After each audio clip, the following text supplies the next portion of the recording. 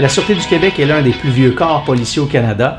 Créée en 1870, elle a été créée environ dans les mêmes eaux que la GRC, l'autre corps policier en importance au Canada. La Sûreté du Québec a bien sûr eu plusieurs appellations au cours des ans. On peut penser à la Police provinciale du Québec, la Sûreté provinciale du Québec. Ce sont des appellations qui ont été utilisées, l'appellation finale étant bien sûr Sûreté du Québec.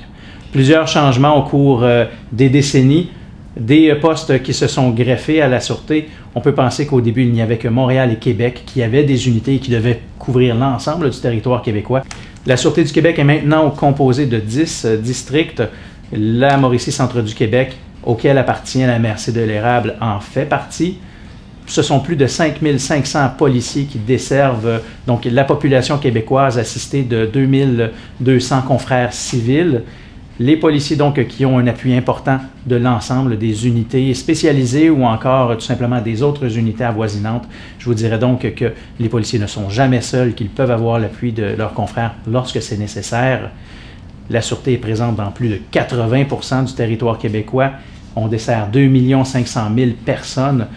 La Sûreté du Québec qui a compté dans ses rangs l'une des premières femmes policières au Québec en 1975, Nicole Juteau, qui a donc connu une carrière florissante à la Sûreté du Québec. Par la suite, bien sûr, aujourd'hui, on parle de près de 50% des gens qui vont à l'École nationale de police qui sont des composés de femmes. On ne peut donc plus parler d'un métier qui est non conventionnel.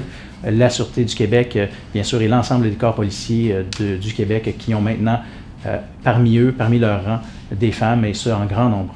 Depuis le tournant des années 90, au moment où les canaux de nouvelles continues tels que LCN ou encore RDI se sont mis en branle, les communications pour les corps policiers, la Sûreté du Québec en particulier, sont devenues très importantes. Il est devenu très avisé de monter ces communications, de pouvoir structurer ces dernières, de s'assurer que les choses que l'on dit, les informations que l'on transmet au public sont légitimes, qu'elles sont également légales. Donc, on peut le faire sans poser de préjudice à personne. Je vous dirais donc qu'il y a eu un apprentissage à faire au niveau organisationnel et donc la mise en place de la direction des communications à Montréal. Par la suite, bien sûr, il y a des agents dans l'ensemble des districts de la Sûreté du Québec et depuis un certain temps, certaines personnes habilitées sur les unités, telles qu'ici à la MRC de l'Érable, pour pouvoir faire des communications. Une chose qui est importante à savoir, c'est que la crédibilité de notre organisme dépend des informations que nous transmettrons. Il est donc important de toujours dire la vérité. Par contre, bien sûr, nous ne pouvons pas toujours dire toute la vérité, tout simplement parce que des impératifs d'enquête ou encore des impératifs légaux vont nous empêcher de donner l'information. Également, quelquefois, il peut s'agir de stratégie. Bien sûr, à ce moment-là, il s'agit d'un volet d'enquête et donc on diffuse un peu moins à ce moment-là ce qui peut être fait au niveau des communications. Mais je vous dirais que très fréquemment, c'est tout simplement des questions légales qui vont nous empêcher de transmettre l'information. Que l'on pense à une disparition d'une personne d'âge majeur ou encore d'âge mineur, il faut avoir l'autorisation du tuteur légal pour pouvoir transmettre l'identité. Également dans d'autres cas, tels que des personnes qui ont été arrêtées sur diverses opérations, eh bien, leur identité n'est pas rendue publique avant leur comparution et c'est donc la raison pour laquelle souvent on va parler d'un homme de 31 ans au lieu de donner le nom de la personne. L'important pour les personnes en communication, c'est tout simplement d'avoir un intérêt pour son organisation, mais également pour le public.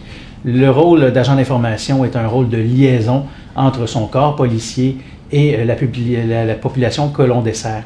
Je vous dirais que très fréquemment, le fait que les gens voient dans les journaux ou encore voient à la télévision, entendent à la radio une personne du corps policier qui patrouille dans leur secteur, eh bien, ça peut les rassurer. Ça les informe également sur ce qui se passe. Y a-t-il des problématiques? Également, y a-t-il soit encore des opérations qui se sont tenues près de chez eux? Y a-t-il des conseils de prévention que l'on peut donner? Donc, je vous dirais d'avoir à cœur son organisation, mais également le public est très important. Par la suite, bien sûr, il s'agit d'être à l'aise avec les représentants des médias, d'être bien préparé lorsque l'on va faire des interventions, connaître son dossier, mais également, bien sûr, s'assurer que l'information que l'on va diffuser sera bien conforme aux règles mises en place par la direction des communications. Les déplacements sont fréquents, ne sont pas nécessairement habituels puisque la direction des communications à Montréal couvre les absences des gens en district. Également, bien sûr, certains événements qui peuvent survenir dans des postes tels qu'ici à la MRC de l'Érable qui peuvent faire en sorte que des personnes de la région puissent prendre la parole. Il y a donc fréquemment des déplacements qui sont demandés. Par contre, bien sûr, il faut être disponible. Il faut s'assurer que si l'on se met disponible à ce moment-là, que on a la capacité de se déplacer, que l'on a là également l'information nécessaire pour pouvoir faire les communications. Il ne s'agit pas seulement de se rendre sur place, mais bien sûr de bien connaître le dossier, de s'assurer d'avoir l'information qui est pertinente pour le public et ainsi pouvoir informer de façon intelligente la population. Il est bien important, bien sûr, pour les policiers de la Sûreté du Québec, comme pour tout autre organisme gouvernemental, je vous dirais, de s'assurer de bien représenter son corps policier ou encore l'organisme pour lequel on travaille en tout temps. Les policiers de la Sûreté du Québec, comme les autres, bien sûr, dans certains petits milieux, sont facilement identifiables. Ils sont bien connus des gens de la région. Et donc, à ce moment-là, il est impératif pour eux de s'assurer qu'ils ont un comportement irréprochable en tout temps.